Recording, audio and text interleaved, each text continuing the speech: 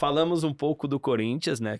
Provavelmente não, com certeza o clube com a pior saúde financeira. E no relatório tem um time AAA, que é o Flamengo.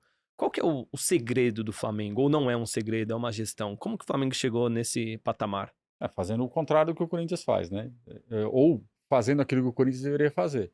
É, é um processo de gestão, de reestruturação, de ganho de credibilidade.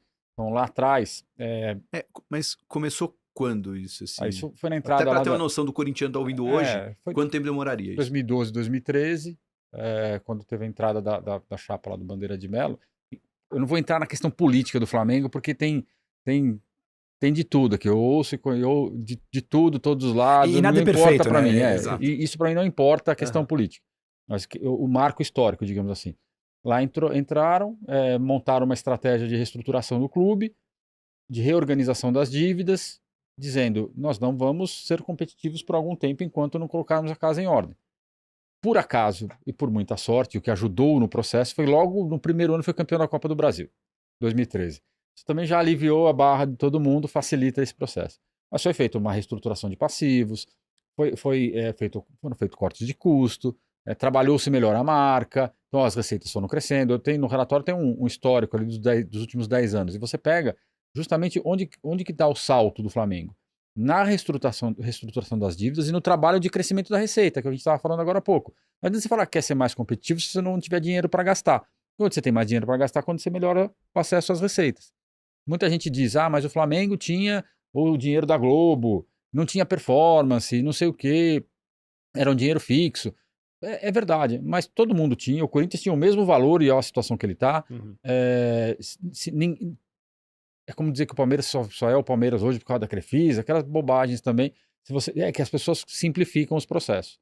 Então tem toda uma reestruturação, melhora de governança. O Flamengo é até amarrado demais em alguns casos, que assim, todos os contratos, ou quase todos, tem que passar no Conselho Deliberativo, você não aprova nada sozinho. Então, assim, tem processos. E o clube foi ganhando credibilidade, e a credibilidade aumentou as receitas, permitiu o pagamento das dívidas mais rapidamente. Então, quando chegou 2019, o time não ganhava, e esse era o problema, Uhum. mas tinha dinheiro, tinha receita, tinha um balanço limpo, era capaz de fazer os investimentos necessários. Foram 3, 4 anos, mais ou menos, 4, 5 anos de reestruturação. Em 2018 já tinha um time um pouquinho mais competitivo. Então são 4 ou 5 anos de reestruturação até chegar num nível onde, sem dívidas, com muitas receitas, aí foi só ter um trabalho um pouquinho melhor, até porque o trabalho esportivo do Flamengo é ruim. Né? Com o dinheiro que tem, tinha que ganhar brasileiro todo ano. E o Palmeiras O Palmeiras brigando. não deixa. Isso, é que se fosse esportivamente bom, estaria pelo menos brigando efetivamente todo ano. Mas já hoje é um clube que ano passado foi vice da Libertadores, da Copa do Brasil, não é pouca coisa. Chegou na final. Foi ali terceiro, quarto do Brasileiro, caiu nas oitavas da Libertadores, mas Libertadores é um acaso. Às vezes você dá uma noite ruim e não vai. Mas o segredo do Flamengo foi paciência, reestruturação, credibilidade e melhora da marca, melhora do relacionamento da marca com o mercado e com o torcedor. E quando você entra numa espiral positiva, né? Você começa a fechar melhores contratos de patrocínio, sua taxa de ocupação do estádio é umas melhores agora, você tem a maior performance de venda de sócio-torcedor. É claro que todo o dinheiro da Globo, né, e ter a maior torcida do Brasil ajuda, mas a governança e as boas ações ali dentro, elas precisam acontecer para refletir isso no balanço. Tem outro ponto, só para fechar, o Flamengo passou a vender bem atletas. Verdade. É um investimento em base, que não é investimento em formação, mas um investimento em boa seleção de atletas. E aí o empresário e o jogador sabe que, com 17, 18 anos, se eu for pro Flamengo, eu posso ser vendido rapidamente, mesmo que eu não jogue. Então passa a ser um lugar onde uma vitrine importante, que você recebe muito jogador. Então, o Flamengo fez um volume imenso de venda de jogadores nos últimos 5 anos, que não fazia.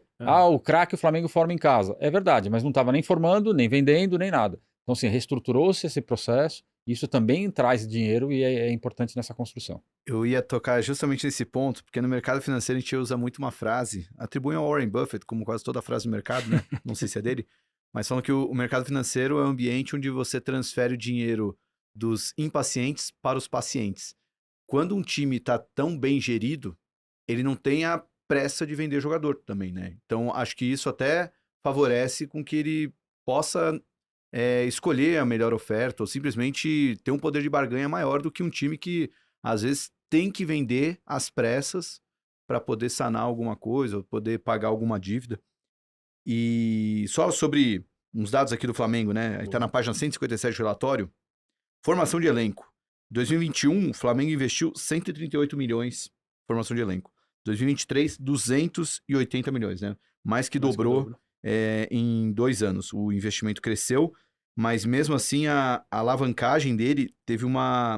Não é nenhuma queda, né? Tá muito controlada, né? Tá, nos últimos 3 anos, gira ali entre 0,4 vezes a 0,3 vezes, né? Que é a dívida sobre a receita, né? Então, ela tem uma receita muito maior que a dívida, só como comparação, essa dívida total sobre a receita total do Corinthians é 2 vezes, ou seja, para cada R$1 que o Corinthians ganha com receita, ele tem 2 de dívida para pagar. Conclusão, você gasta mais porque você receita mais. Você É. pode gastar mais, né?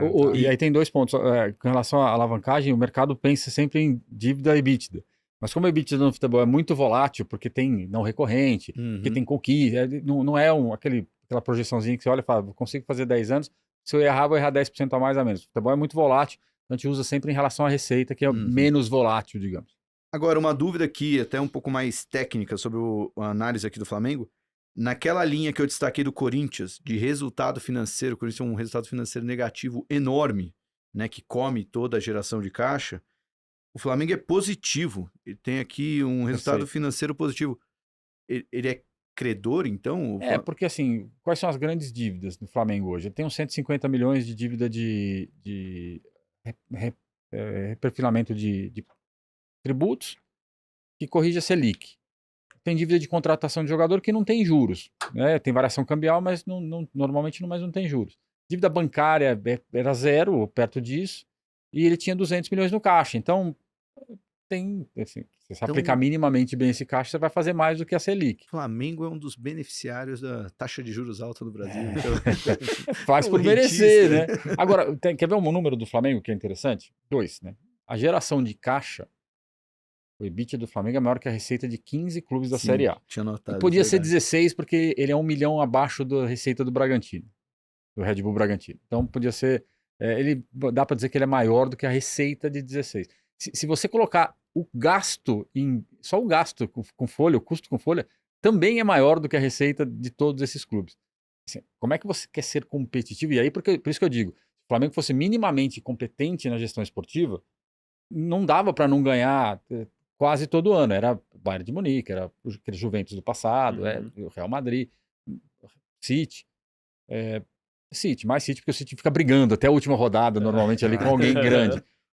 Ia brigar com o Palmeiras, mas era para ser, assim, com o pé nas costas, o cara que você fala, bom, aqui ele vai ser campeão, o Palmeiras vai brigar para atrapalhar, e o resto vai ficar olhando o campeonato. Por sorte do resto dos clubes, a gestão esportiva do Flamengo é bem mais ou menos.